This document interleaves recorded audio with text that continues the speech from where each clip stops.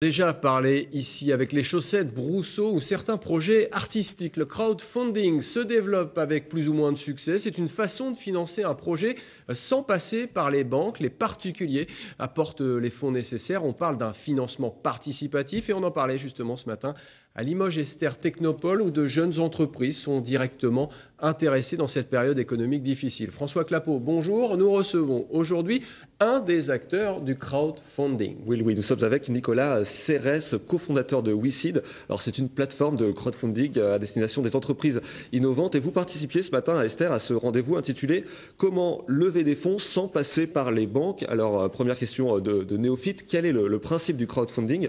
Tout le monde peut participer?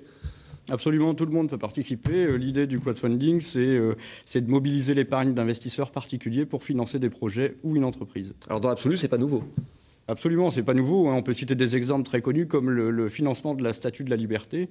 À l'époque, qui s'est fait sur une logique de don contre contrepartie, c'est-à-dire qu'on pouvait placer $10 et en l'échange de $10 pour aller financer cette Statue de la Liberté, on recevait en échange une micro-statue de la Liberté. Alors, pourquoi ça revient aujourd'hui alors? Pourquoi ça marche maintenant? Alors, écoutez, ça c'est l'explosion des réseaux sociaux et l'explosion d'Internet en général qui permet finalement un essor considérable de ce modèle-là. Alors, vous avez parlé de dons, qu'on comprenne bien, c'est un prêt ou un investissement?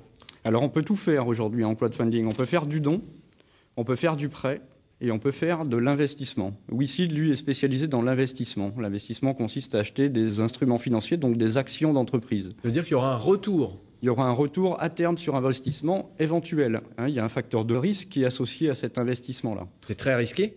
Ça peut être très risqué. On est positionné, nous, sur des entreprises dites technologiques. Et effectivement, il est difficile toujours de prévoir ce que va donner à la sortie une idée initiale qui peut paraître ultra pertinente. Donc il faut prendre ça en compte dans son investissement potentiel. Et il faut surtout penser à diversifier son risque, donc investir sur différents schémas, du capital, du prêt et du don.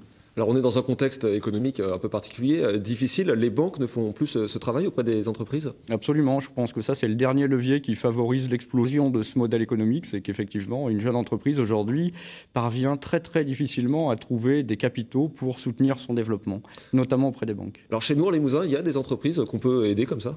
Bien sûr, dans chaque région il y a énormément de talents. Le Limousin et comme toutes les régions, j'ai rencontré énormément de talents. On a la chance d'avoir pénétré l'écosystème régional qui est déjà très très bien organisé. Et on va rajouter effectivement un outil supplémentaire. On a deux sociétés actuellement en cours d'analyse chez nous. Une société qui s'appelle Pearl, qui est spécialisée en fait dans le traitement des eaux qui sont polluées de métaux lourds.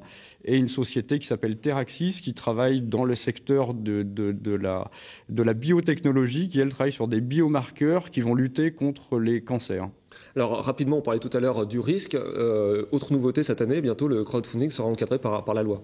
Absolument, ça c'est une grande nouveauté, c'est 3 ans de travail, je dirais.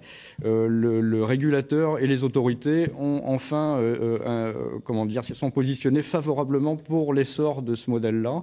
Et donc la loi est en train d'être modifiée, mise en application 1er juillet 2014. Merci beaucoup. Eh bien, on suivra ça avec attention. Merci messieurs, restez avec nous car qui sait, peut-être